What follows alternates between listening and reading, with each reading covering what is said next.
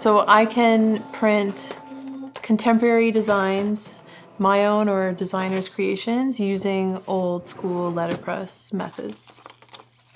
It opens up to any font, any picture. So if you do want to do like a picture, like a photograph, you'd have to convert it to a halftone, which makes everything into dots, like whites and blacks, similar idea.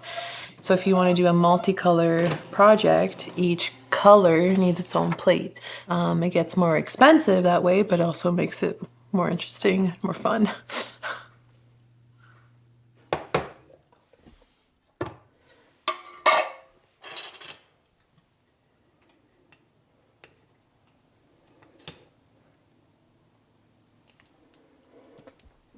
Ugh.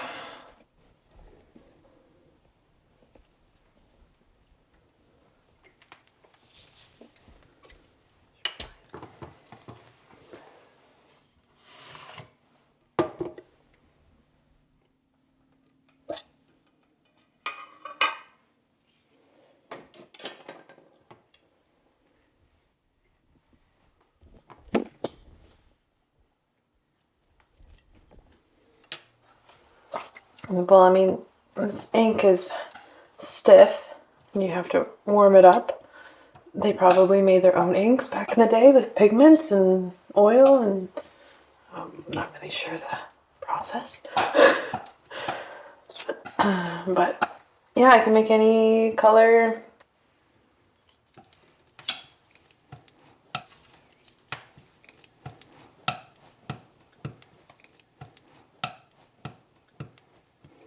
I like that color. I like that peach. Do you like that peach?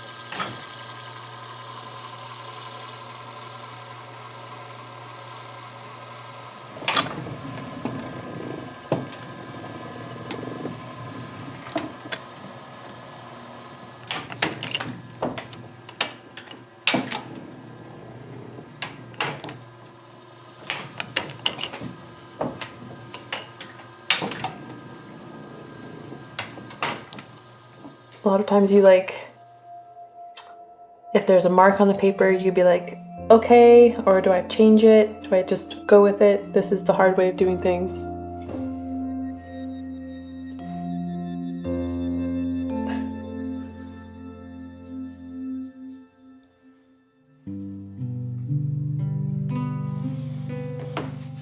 I used to work at a museum in Toronto, worked at Black Creek Pioneer Village, and they had a wonderful print shop. The old fellow who was the printer there at the time wasn't that keen about teaching anybody how to do it, so I went down to Mackenzie House and hung out with the printer there, a lovely fellow named Don, who was so happy to teach me anything I knew. So the little bit that I've learned properly, I learned from Don, but that was 40 years ago. Well, not quite, but close. So I had lots of time to forget in between.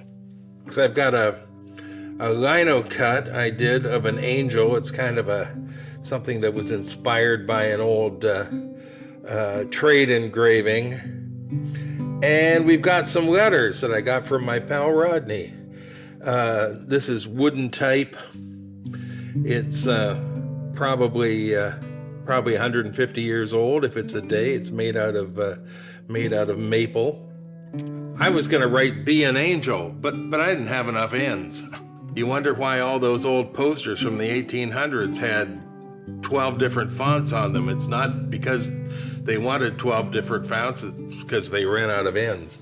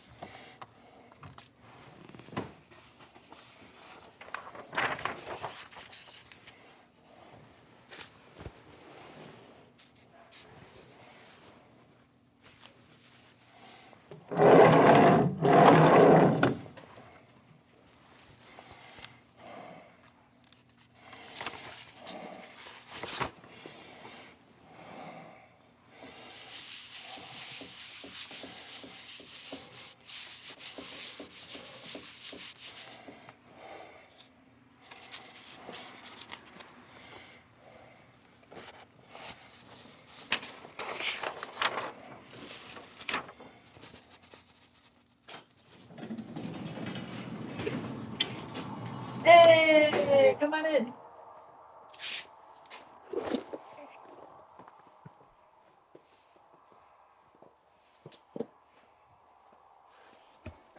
Could have cleared the snow. Oh, well, where's the fun in that? How you doing? Good, how are you? Good.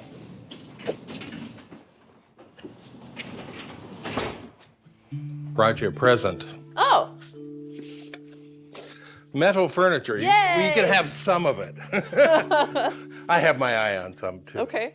I fell in love with the process of printmaking, and I fell in love with making lino cuts. And I started off with like, how can I make lino cuts not with a spoon? So I bought a little press, and then I was like, maybe I could start, selling some cards. Okay, you need text with cards. So I started to collect some type, and then it just like literally just went woo. And I loved the aesthetic. yeah. And I love the technology like the whole time. And so I'm finding it kind of exciting actually being, over the last half dozen years, acquiring a little press that will actually allow me to do this kind of stuff, and finding type like this in other places. So it's, it is fun, and it's definitely like the historian's definitely not lurking far below the surface. Part of it is just, I love the collecting the old stuff. You don't want it to go to waste. I don't want someone to burn it or scrap it. Right. And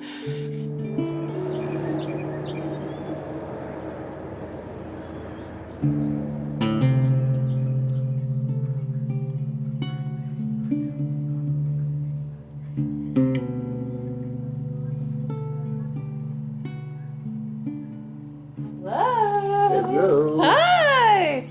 This is cute. Come on in. Hi. It's like half music studio, half letterpress. Yeah. And painting studio as well. Are all these painting yours? Yeah. These are sort of the leftovers. Oh, yes. So I brought my assistant here today. I know he's dressed for the occasion. That's I good. know. And we made a polymer plate for you Ah. about something special that you just acquired. I hope you like it. Just a little itty bitty illustration. Oh, it's great. It's a little pearl press with the you can always tell with the heart shape. Yes. Is it actually a photo of this one, or is No, I took it from the internet, so it has the wooden shelves. It's got the shelves, the drawers in it still. So you think we can print this on the pearl? Yeah, I think so. If we Okay, put, we'll have to find a piece of wood for it.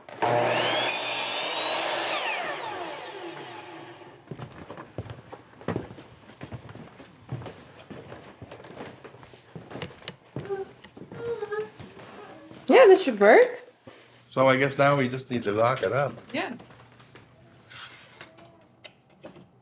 Tighten it, I guess, eh? Yeah, like, because then it might just like split on us. Well, it's plywood. It shouldn't. I think it would take away. I mean, it'd start to bend, I think. Yeah.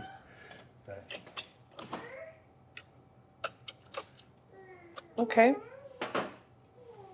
Nothing's falling out. And I also think I'm either going to take it off the.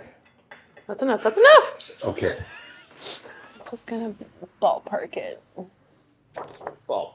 Ballpark. Got it.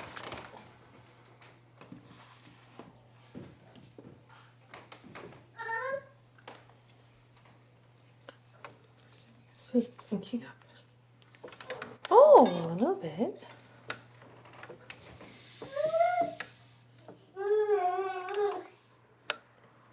Hey. Something.